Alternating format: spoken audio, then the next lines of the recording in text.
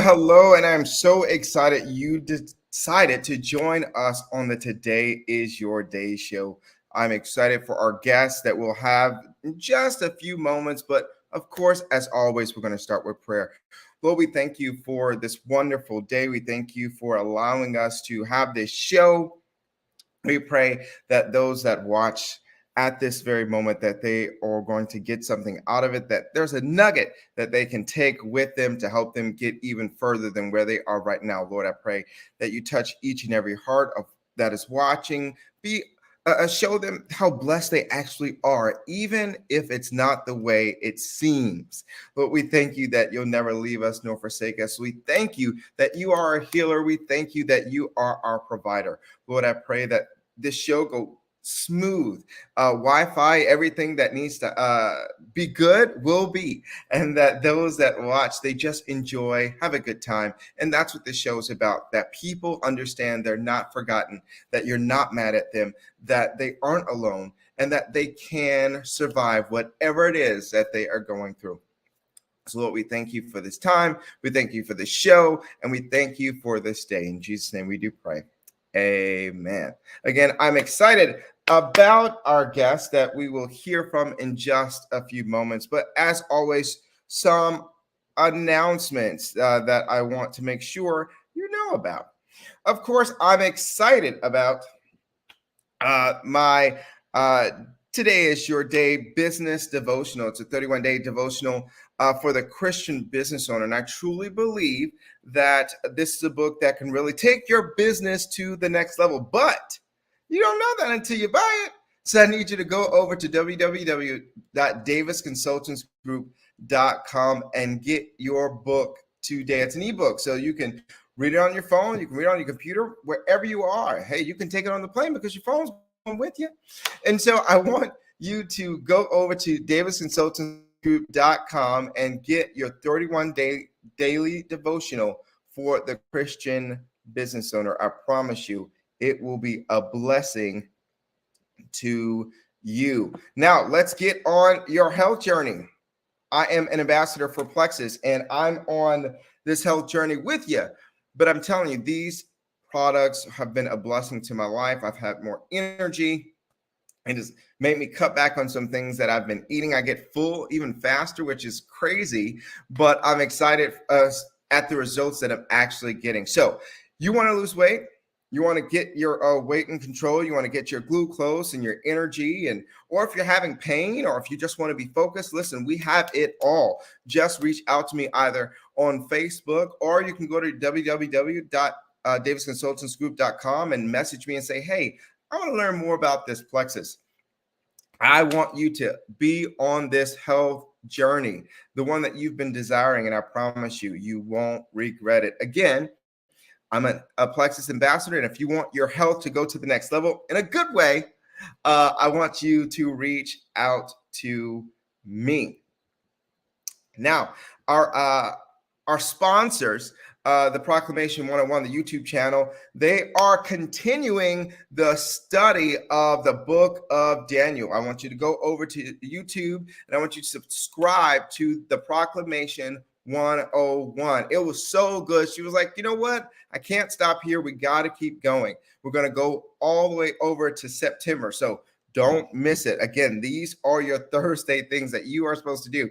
One of the Thursday things, you're supposed to go to this Bible study class, which has been a true blessing. I'm telling you, you won't regret it. The numbers are growing every time we have class because more and more people are finding out about the Proclamation 101, and they are gaining so much knowledge. Again, I read the Bible, but I didn't know all these extra things that about the book of Daniel, and I don't want you to miss it. Listen, head over to the YouTube channel, the Proclamation 101, subscribe, hit the bell just to make sure that you will not miss anything that they have going on.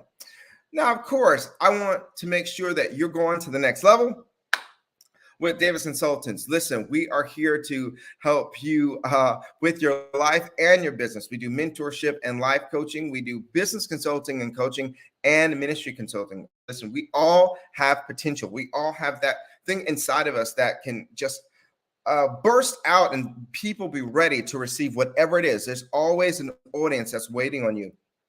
But sometimes you need coaching to get there. And so Davis Consultants is here for you. Hey, let's have a consultation. Go to www.davisconsultantsgroup.com. Again, that's davisconsultantsgroup.com. Listen, we're here for you, and I'm excited to have a conversation with you. But if you want to get to that next level, you have to do your step, and you have to reach out to us, and we will be definitely happy to hear from you. So those are your announcements. Now, here's your Today is Your Day moment.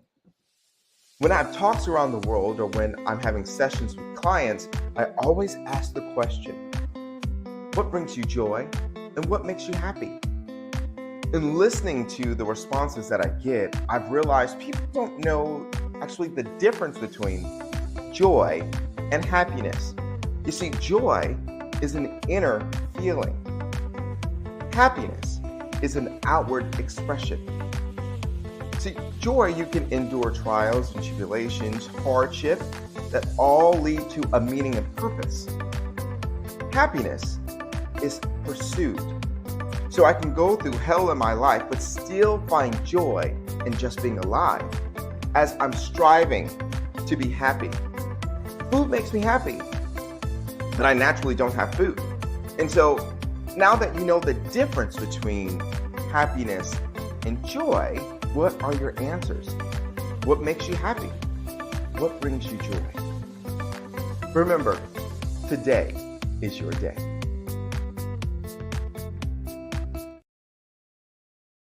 I'm Eugene Perry I'm Donna Perry, and we're the host of Young People Nation podcast. We know that mental health is way too stigmatized. Young people are hurting. They are in dark places, just wanting to feel heard. That's why we're bringing no judgment conversations with the guests who have been there, done that, and want to share their experiences in an environment with transparency, healing, and safety. So tune in and subscribe wherever you listen to podcasts. And just remember, there's always hope.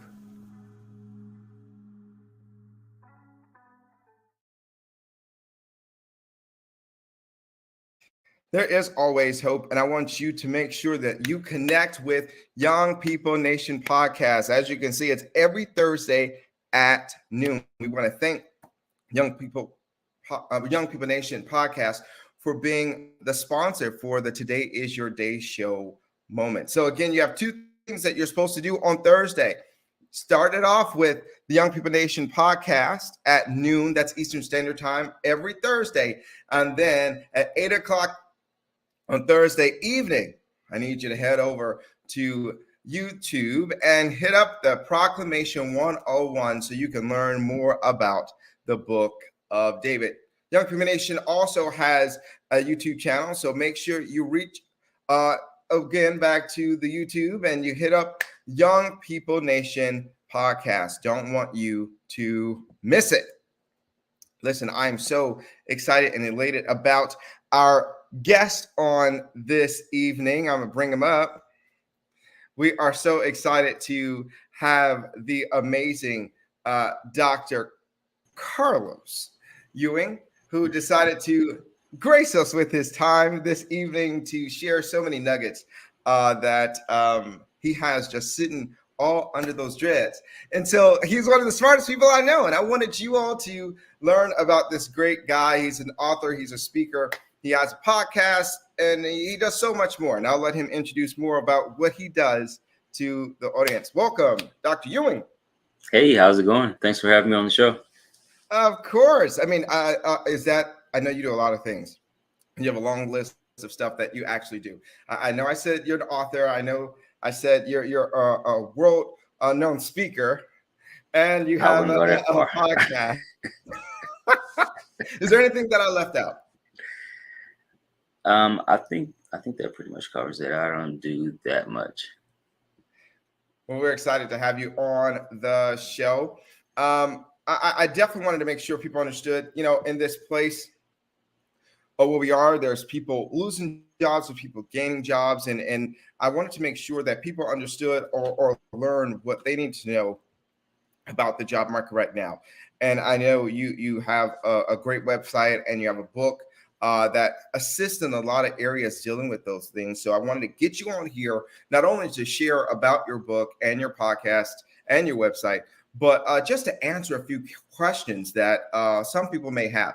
And so I have a few questions that I definitely want to get over to you to make sure that you answer some things that our audience may be wondering. So I'll start with just applying for jobs. What would you say is a great and effective way of the resume? How should we, like, I don't know if you're a resume guru, but I know you know, like, things that should stand out among, you know, potential employers. Hmm. So I definitely wouldn't say that I'm a resume guru, but there are key things that people need to do when applying for jobs, because since today most jobs are applications are submitted online electronically. You need to make sure that your resume is, I guess, digital. I don't want to say digital proof, but it's catered to the digital systems that it's going through. So a lot of people go out and they just make resumes and put their experiences and things like that on the resume and their skills and all that, but they don't necessarily cater it to the specific job that they're applying for. And the applicant tracking system, I guess, is more commonly known as the ATS. Mm-hmm. So I think that's the most important thing people need to realize. So just if I take myself, for example, full time, I work at Discover, the credit card company, and I'm looking to make some changes in my career. And I applied for a job, I think it was with Panda Express, for learning management position. And over 2,000 people had applied for that job alone on LinkedIn. That's not even including the people who had went to the Panda Express website and applied for the job there. And it's not including the people that didn't come back to LinkedIn and said and indicated that they had applied to the job. So, like, then you have other job boards like Monster and stuff like that. So you got all types of people from all around the world applying for these jobs. But when it comes to your resume, you need to make sure that you're including keywords. So again, using myself as an example, as an instructional designer, that could be a lot of different titles at different companies. So when I worked at Deloitte, it was like a learning consultant. Discover is principal learning consultant, is not titled instructional designer. So just to kind of cheat the system, so to speak, you need to just change your job title to match the job title that you're applying for. So with the ATS, it is a computer system that looks at specific things. And so each company could use different ATS systems, and they could have different, I guess, functionalities. So one of the things it looks for, so if it says 5 years of experiences, in the applicant tracking system can actually go through your resume and look at the job titles and then the amount of times that you spent on those jobs for each position that you've had, and it adds that up. So if it doesn't have like instructional design positions on there or some related word that the company might have put into the system for it to track, then it won't add that time up. So that's why I say to cheat the system a little bit. Just when you're applying initially, to get it through that digital barrier, you need to go in there and change it.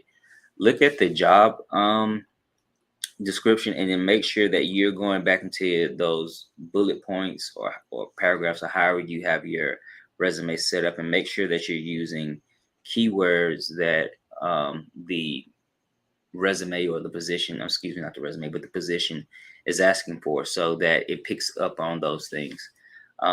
Formatting is very important. So when I do talks to different organizations, I tell them that you need to have a traditional, just a text-based resume, so that the ATS system can go through and read that properly.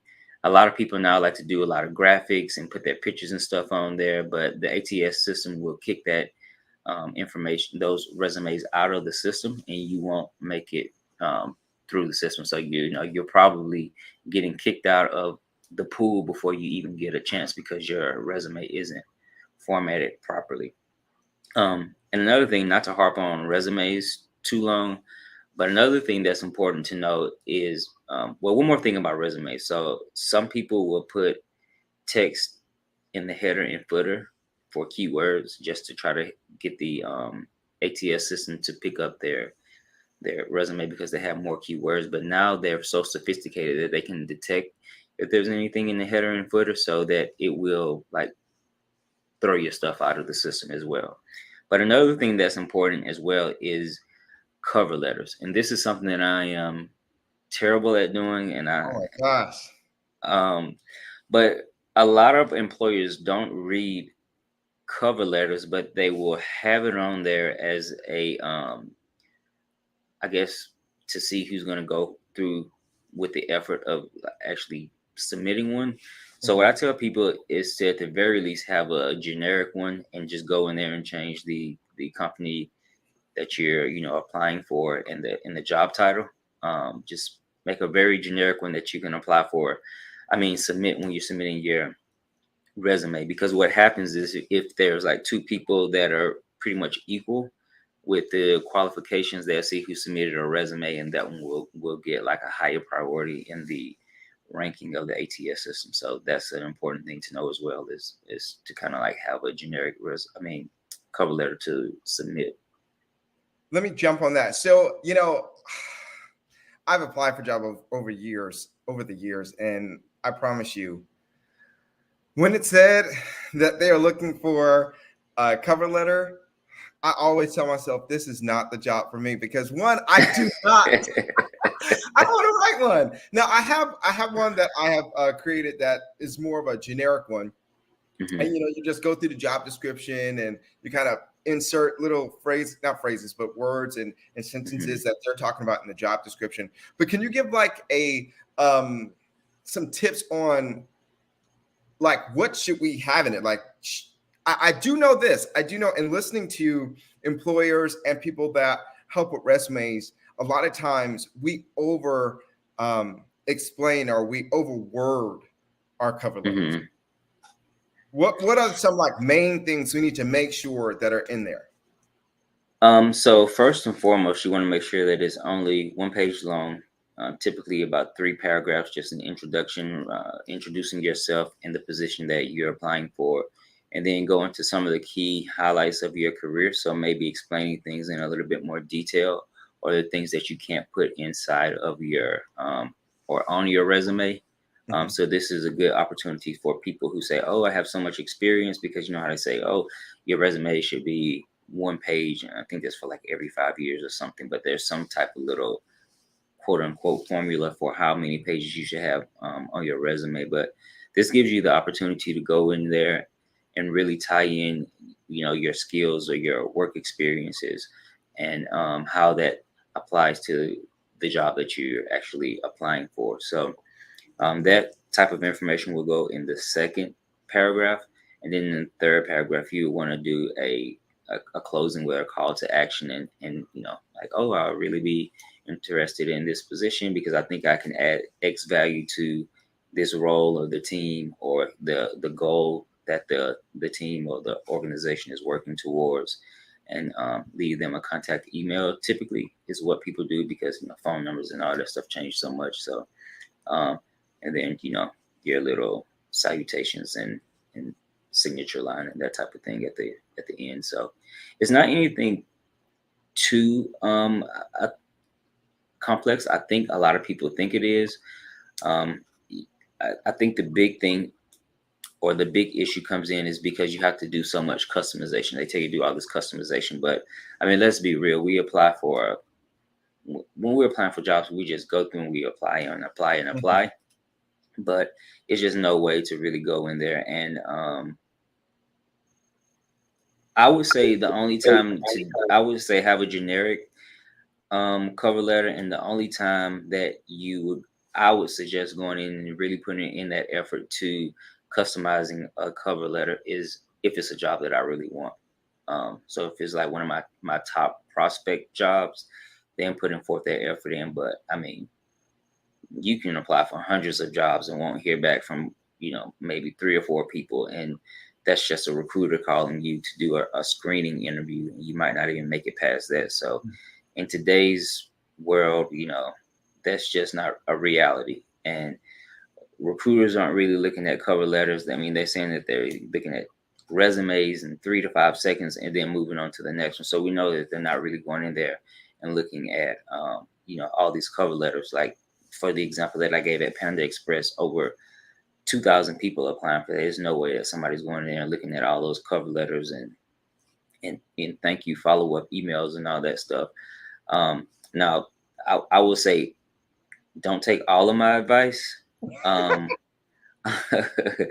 because for me personally, I don't go in and send recruiters and stuff those follow-up emails, because it's really too much. So some of the committees and stuff that I'm on is something that we talk about is just like the hiring process and how that needs to be revamped, and the way that people are identified as potential candidates, because it's just a very involved process, I think, for both sides of the parties.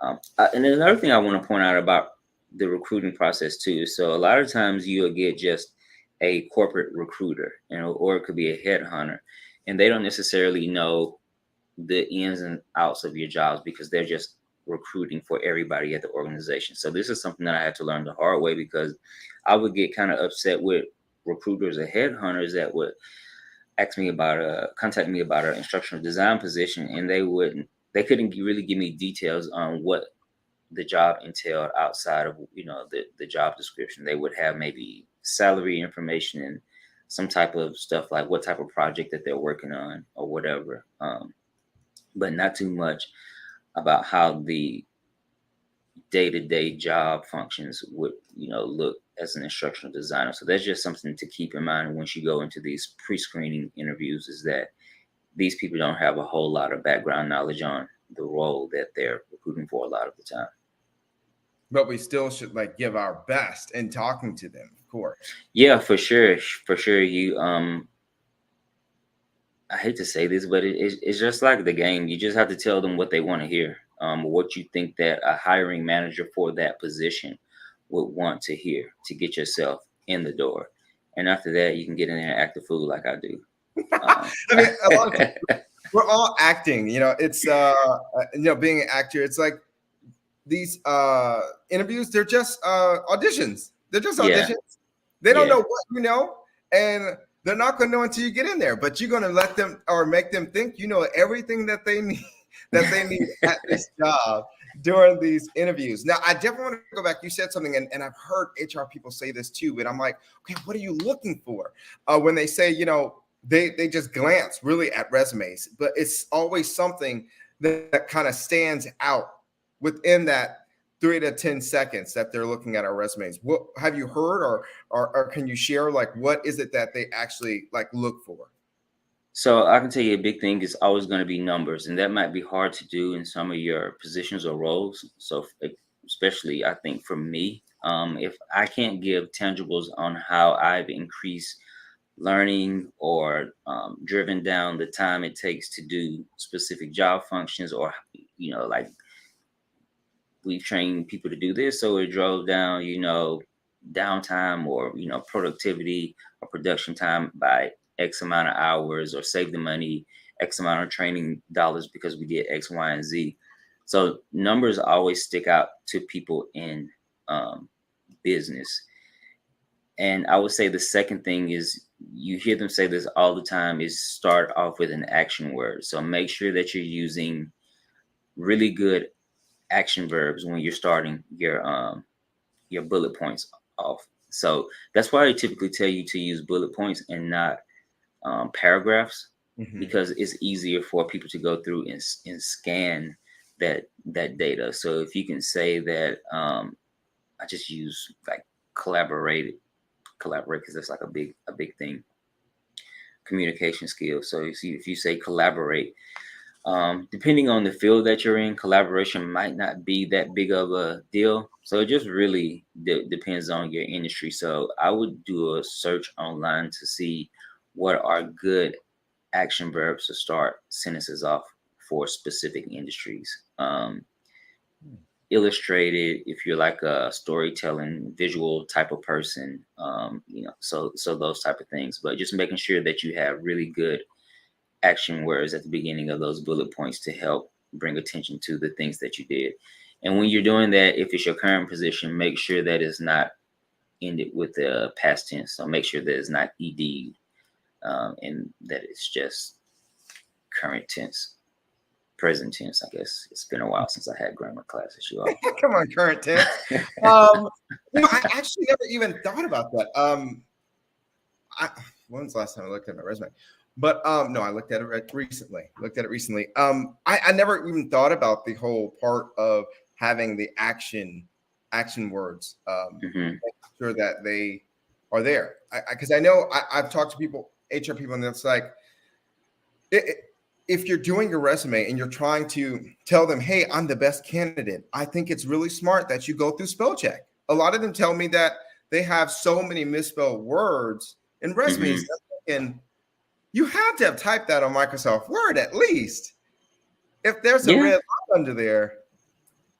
Yeah, you would think. But another thing too that I'm thinking about now is italicizing things that are key, that are further off in the thing to draw attention. So if you work with a specific company, so when I work with Deloitte, I work as a consultant for other companies. So like Southwest, Halliburton, the state of Nebraska. So if I italicize those, that gives a visual cue that is different from the rest of the text, and it brings attention to the eye when you're glancing through those things. I wouldn't put anything in bold or in different colors, but if you're risky and that's your thing, if you like living on the edge like that, if you're edgy, you can definitely do it. But I would definitely use italics to bring attention to stuff too.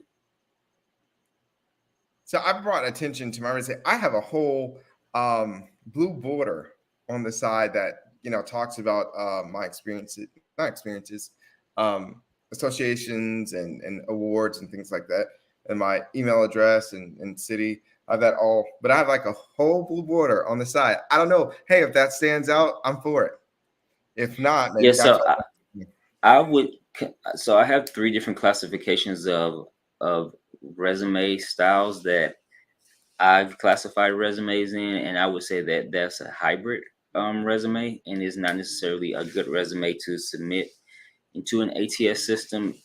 The best format is going to be just a plain text file that's just typed out from top to bottom.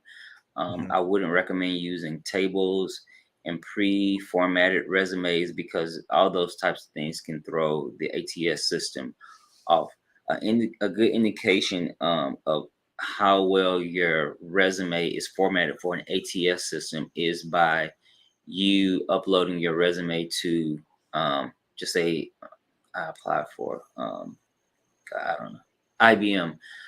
You go to a website like that, you upload your resume, and if it can extract, if you say fill out this application with my resume, and if it can extract your stuff verbatim from that resume into those fields in whatever company's website that you're applying to, then your resume is formatted really well. But I think with yours, it could get some of the information, but you're going to have to go back in there and change some of it. So that's good for if you only, I feel like, have one. But when it starts to become very visual and borders and stuff like that and icons, that's when I recommend that those are after you get past the ATS, and you can give that to somebody to look at it so it can be more visually appealing. And then you have your fancy ones. I don't even know what I call those hybrid. I mean, these like contemporary resumes where they have like the infographics and all these, charts and, fancy graphics and everything to give a visual story about their job. And that's really appealing when you give it to a person versus just a plain text resume. So I think that people just need to be aware of where they're at in the application process and being ready to submit or give out the appropriate resume in that time or space. These are good. These are things I actually have not thought of, but I'm glad you're here to actually share with us. And I have other questions, but I want to make sure that we get to talk about your book, and I can see it over your shoulder. Uh, let's talk about your book. Tell us what your book is. I mean, the title and what brought about you creating this book. So my book is titled "The Struggle is Real: From High School to Career," and I always have to pause because initially it was called "From College to Career" because I got the idea to write the book when I was in college because I didn't have any guidance. Growing up, getting ready to go to college. I have a twin brother, so it was basically him and I figuring things out, on our own. So went to grad school, went back and started working on my master's, and I joined a student organization called Men of Excellence, and ended up becoming the president of that organization for a couple of years. And I was working on my PhD at this time, so I want you all to think that I was dumb and taking me like 3-4 years to get my master's degree or something like that. But I was working on my PhD, working on my PhD at the time, and I realized that by the time I got to the end of my um, graduate education or degrees, I realized that there's still just not a lot of preparation for college, just for I would just say for like people in rural areas like Mississippi, small town areas, minorities. I graduated college in 2007, went back to grad school in 2009, finished my PhD, I think in 2015, 16, something like that. And so for me, from graduating high school in 2001, now it did take me a while to get my bachelor's degree because I was playing around. It's okay. Okay, you finished. That's all that matters. I finished. But like going back in like 2000 and like almost what was that 10, 15, yeah, like 10 years after I had graduated high school to see freshmen coming into college and still just not having any clue and any idea about how college work or works and being, prepared or having a plan for that. I was like, this is wild. But I guess those guys and when I worked at the Boys and Girls Club, just some of the stuff that my fifth graders would say about cutting down on the time it takes to go to school or to study and stuff like that. So that's really what inspired me to write the book. Just like seeing how those guys in Men of Excellence, some of those guys in Men of Excellence didn't have any guidance, and then just my struggle through college and learning things the expensive way. But the book is a guidebook, so it has I think 6 or 7 different sections, and the first section is high school. The second is non-college options, so people who don't want to go to college, like what are educational options out there for them. I have a section on college, a section on grad school, a section on essentially the first year of corporate America and the end of a job. So in a sense, it's kind of a cradle to the grave type of book, but it doesn't get into the intermediate and advanced parts of your career as a professional. And it touches a little bit on entrepreneurship, but it talks about things like when I worked at Deloitte, I was laid off and I didn't know you could negotiate your severance package. So learned that out. Found that out. And I was able to negotiate my severance package at Deloitte because they were just giving everybody like the same thing. And this one guy, he had been there like 3 or 4 years and he negotiated his severance package. And I was like, oh, okay, so let me go ahead and see what I can get. And so I got a little bit more than one of the friends that I had brought on to Deloitte. So stuff like that. But it talks also about online etiquette and how colleges use social media, how companies use social media. So it's kind of like giving them a offensive look, so they can see how schools are recruiting or looking at your social media to determine whether or not they want to admit you into their college, because colleges are looking at people's social media to determine whether or not they want to admit them into the universities and colleges. And so it is a big thing. Same thing with, not professionals, but companies, corporations. They're looking at it to see if you're going to be a good representation of their values, their missions, and that sort of thing. So it does play a part, and I think it becomes more and more of a part with social influence, social media influencers and micro influencers,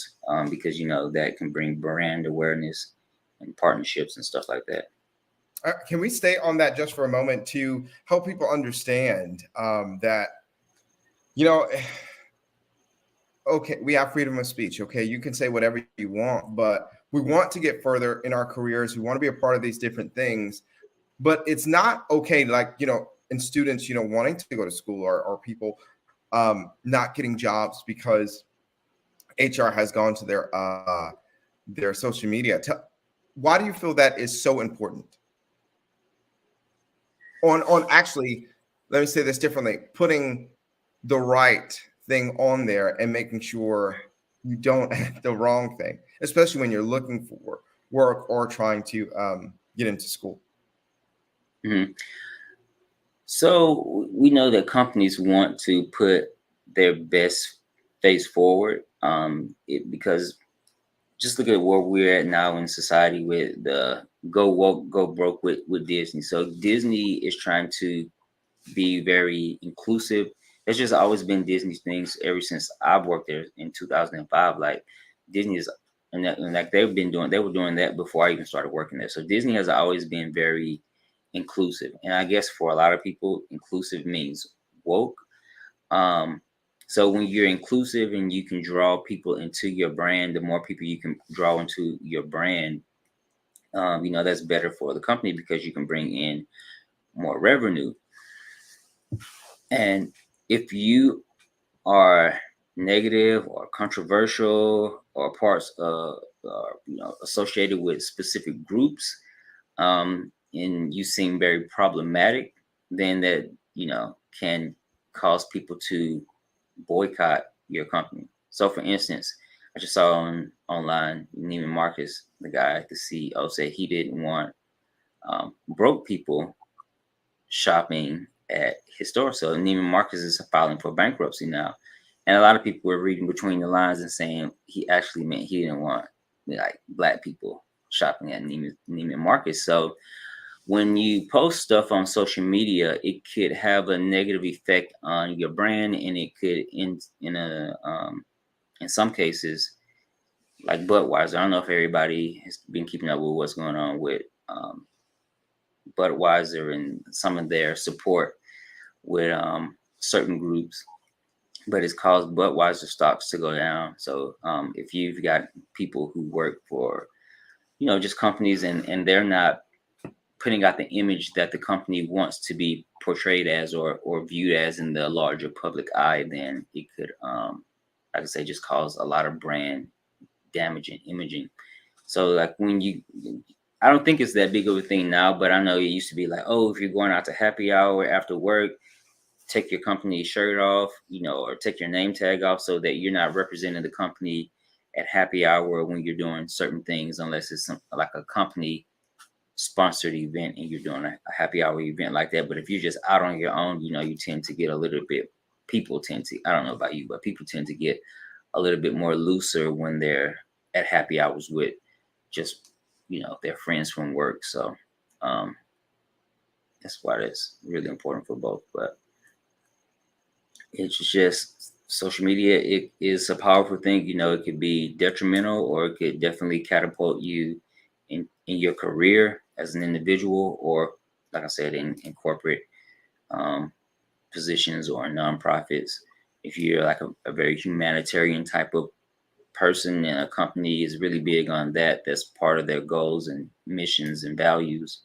Humanitarianism, I can't say that word that well, but so they can say, oh, this person, they have like this really great GPA, and again, going back to that thing, you could be pretty much perfectly paired with somebody else, and they might look at social media and saying, is this person a good culture fit to our organization? So a lot of companies hire for culture fits. That's what Deloitte was really about, culture fit, when I worked with them. So it was kind of like they really weren't even worried about my skills as an instructional designer, because they said that they could teach that.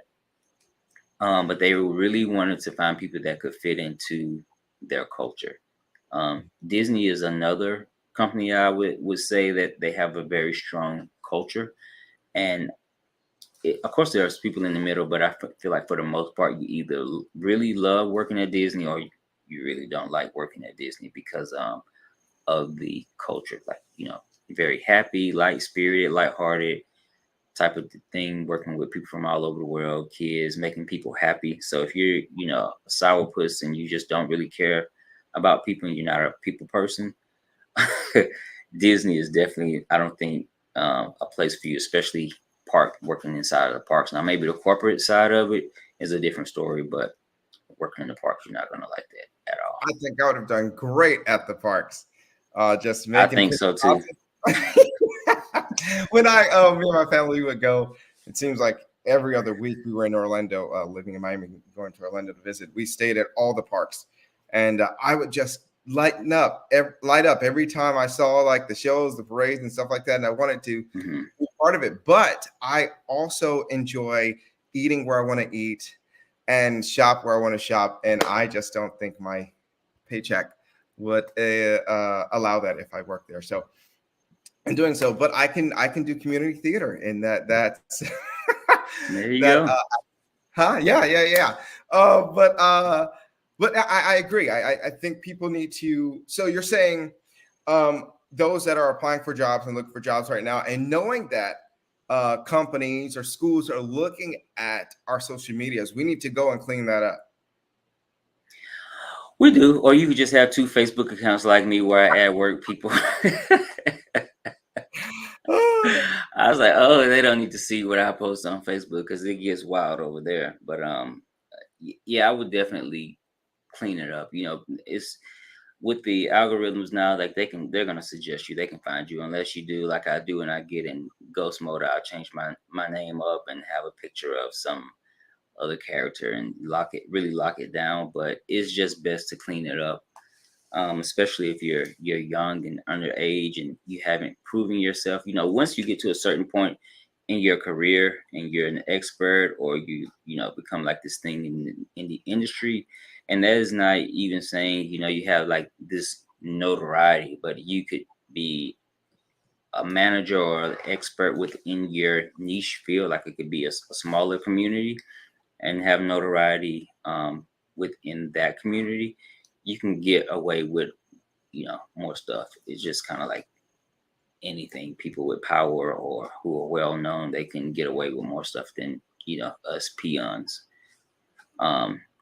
So, and that brings me, I guess, to another topic about social media and how people should use it. You should definitely be using it to build your brand. So we're talking about what should go on there and what shouldn't go on there. You should definitely use specific social medias, because so in my book I talk about personal brand and professional brand, because I don't think that personal brand is one and the same always.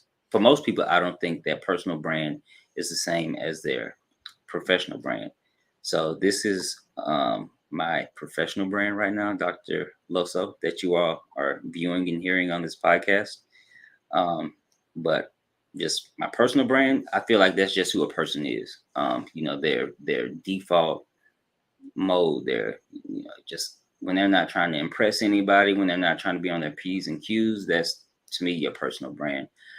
So you need to make sure that your professional brand is well developed and that you are putting that out there. So a lot of people now, especially young people, are using things like Instagram and TikTok to develop their professional brand. But I was reading an article now that LinkedIn is becoming popular. So more and more people are going on LinkedIn and posting,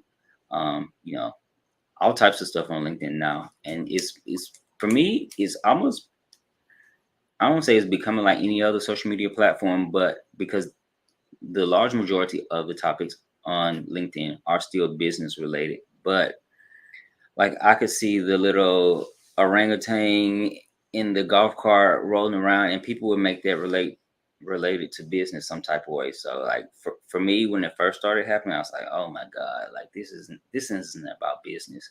Why are people posting like their gym pictures on here? But like people eat it up on LinkedIn, they want to see people out here running and hiking and things that they do outside of work. So I wouldn't shy away from, using LinkedIn as a professional brand building tool. There's a lot of great things on there. You can upload videos and you can set company pages, join different types of groups to get in there and network with people in your field and stuff like that. So it does lend to better brand building opportunities as far as professional brand, because that's what LinkedIn is geared around: professionalism, professional networking. So we've heard about your book. Well, one, and before we leave, I definitely want people to find out how we can. Let's start there. How can people get in contact with you? How can people get your book? You can get my book from Amazon. It's available on Amazon, and you want to make sure that you get the copy that has this cover on it. So I think what happened with Amazon is my old edition that they pre-printed copies. So I had like 14 copies of the old edition on there, and it's like 13 bucks. It does have a lot of the information, but I did go back and update some of the sections, and I added the grad school section in there. It's like an entirely new section. So you can get it on Amazon. The black and white paperback version of it is only 17 bucks. So I tried to keep the price down so as many people as possible can access the book. I'm working on getting it put on Audible, but that's probably going to be next year before that happens. And it's also available on Kindle, and I think it's $9 on Kindle. Mm-hmm. And tell us again, like what somebody getting the book or wanting to get it for someone else, what is it that when people read your book that you want them to get from it? So I'm glad you asked that, because somebody left a review on Amazon saying that it was full of fluff. I was going to go and leave a reply back to it, but that was the Carlos coming out and not the Dr. Loso. So if you are a expert in college, or if you have a strong support system, or if you went to a high school, and they, taught you a lot about college and careers and stuff like that, don't buy the book. The book is really for people who don't have, a support system that can pass that information on to them. So yes, the high school section is filled with what a lot of people might consider fluff or very basic information. But for me, I'm using myself as an example. I didn't know that AP courses could be transferred or used as, as college credits, versus honor courses are just advanced courses, but they can't be used for college credit. So I didn't even know the difference between the two until I started writing the book. So it's just for people who, like I say, don't have that strong knowledge or background or direction, or know what their options are, as far as education. So I'll talk about like seminars and conferences, and how if you don't go to college, you can go to these things and learn and improve and grow in the different skills that you might be interested in. I've included a section there about the CTE programs in high school for students who don't necessarily want to go to college, or who want to get these career, technical education skills while they're in high school, so they can go out of high school and land these jobs in something like cybersecurity and things like that. Awesome. Now, do you talk about the same thing? Because you have a podcast, and how do people find out about your podcast? So my podcast is named Career Insights 501. It doesn't quite talk about those same things. So we I guess yes and no. So my podcast is around looking at people's careers and how they got there. So their professional and their educational career journeys and how they got there. So it ties into those things, and I asked them to give, advice, professional organizations that people can join. But the purpose of my podcast is, I guess my tagline is the job beyond the job description. So like, what is that job like beyond the job description? Because the job description lists all these things that you have to do and that you need to know. And like for me, I'm not doing anything that somebody with a PhD in instructional design should be doing. I'm making a badge program and a mentorship program, and that's something that an intern should be doing, really. So just having people come in and be really, authentic and truthful about what a job is really like. We talk about things that they don't like about their jobs, things that they do like, situations that might have been challenging that they had to deal with. Like I had one of my friends, she was talking about how she worked for this company and they had two lists, and it was one list was for people who graduated from an Ivy League school versus everybody else. So the people who graduated from Ivy League schools got paid more money. They had a higher starting salary than people who didn't go to those Ivy League schools. So just, talking about, I had a UFC fighter on there. He talked about the pay. The UFC, I think he said, pays their fighters 3 or 5% of their revenue, whereas professional boxing pays their fighters 50% of their revenue. So there's a big discrepancy in what fighters make in the UFC versus professional boxing. So I like to try to have very unique people on there to talk about their jobs, because I just feel like there's only so much you can talk about with a tech job, somebody sitting behind a computer and doing that type of stuff. But just hearing a person's journey is interesting. But once you start getting to the job, in and of itself is kind of the same. I think that actually is amazing because I did television for years, and I thought, coming out of college, I thought, you see them on TV, and people used to say it when I would come and interview them. They would think, you were one of the richest people in the city. And it's like, you have no clue that I'm close to government assistance. I remember my senior year sitting in my broadcasting class, and my teacher said, you all will be doing good if you made $21,000. And I'm looking at her like, could you have told me this 3 years ago before I was, pursuing this degree? But, Yeah. God bless. I definitely did well financially, but that's not everyone. And it's not this glitz and glamour. So in talking to somebody that has, if you had somebody on the show that talked about television, because people see these people on TV and they think just because I see them on TV that they were always there. They just, came out of college and started so big. And it's like, no, I started doing the camera or rolling prompter. And then I ended up out and on the desk. But I mean, people don't know that unless you're hearing somebody talk about these things. I thought at every station, they did your hair, makeup, and your clothes. No, you took your makeup back to the bathroom. The bathroom may stink. And so I'm saying it's just, those things. So I think your podcast is very important because it opens people's eyes to know the background story to their careers and things like that, and really helping them say, you know what, do I actually want to do this? Is this something that I would actually be interested in? Because just again, I've had other careers. I've done the chamber, I've done economic development, I've done credit union work, and I did radio. Radio, I thought, I listen to radio all the time, and I did radio for a couple of years, and I thought, it's hard to sit in a room and talk to yourself.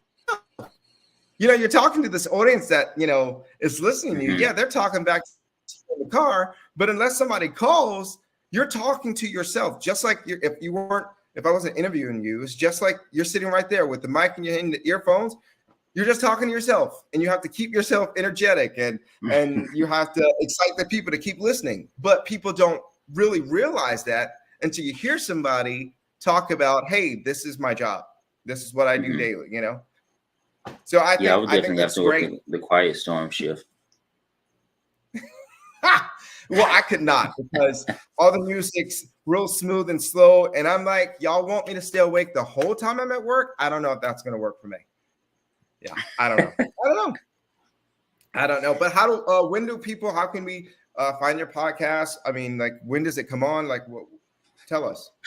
My podcast is not consistent like yours. I try to do that, but it's just a lot working a full-time job. Doing a podcast, a book, a workbook, a card game. So I try to release them every Monday, but that's not happening. So just turn on the notifications if you go to Spotify or YouTube. They're on YouTube video, video podcast.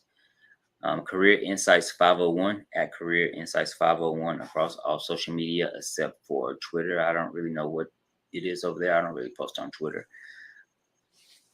But it's the primary place that I post is Spotify. So it's a video podcast on Spotify. You can go there and find it. Pandora, iHeartRadio, basically all the major platforms except for Stitcher. Stitcher's going out of business, so you won't be able to find it on Stitcher. Apple, Google, Amazon Podcasts is everywhere. So go in and listen, like, subscribe, share, all those great things with the podcast. I did want to say something though about the job, and you can also find the videos on my website www.careerinsights501. So everything's there. A link. Oh, I'm sorry. www.careerinsights501.com. Everything's there. The link to the book is there. The podcasts are there for the most part. And all the different resources and stuff that you can find to upskill and reskill. But I do have a resource option under the skill up tab or the learn tab. Mm-hmm. And you can go there and you can find things like salary calculators. So there's a lot of things to take into consideration when looking at or considering a salary. And mm-hmm. that is location, education, industry. So as an instructional designer, if I was in the medical field, I would get paid a lot more than I would at like a theme park or a restaurant. So if it's a fintech company or like a tech company, you would probably get paid a lot more. If you're on the East Coast or the West Coast, you're going to get paid more than you would in the South. Whereas like Dallas or the Texas big cities are a little different because they're big cities, they're thriving cities. So you need to take all those things into consideration. So looking at sites like salary.com, Monster has one, but you can go on my website and you can find under the Learn tab. I think it's called Skill Up. But anyway, you'll see it on there once you click on the tab, and it has a sub menu option called Resources. And I'm sorry, you all, I do a lot of the same stuff for work, so like these names are kind of like getting confusing now. Yeah. Okay, but that is your website, careerinsights501.com. Yep. Okay, and, so go to the website and get a lot of information. Hit on the right tabs. Hit on the right tabs. Hit on the right tab to get the information that we need. So can we also find your book on the website if we go there? If we don't remember, there's a specific. Yeah, it's a specific tab that says book, and then there's a shop tab on there as well for merchandise that needs to be revamped. Is there a link also to your podcast on your website? To maybe like send you to it? Well, let's work on that, buddy. If it's not, let's work on it. You're also, people need to be ready for, you're also soon to have a workbook. I don't know if that's top secret, but we just revealed it on the Today Is Your Day show. It's not top secret at all. So I do have a workbook. I do have a workbook that's coming out. It's called the Career Master Plan Book, and it's going through those different sections that I mentioned or talk about in my book. It's a companion book, so to speak, but it lets you go in there and focus on different things with the mindset of a career goal or educational goal, but it starts from high school.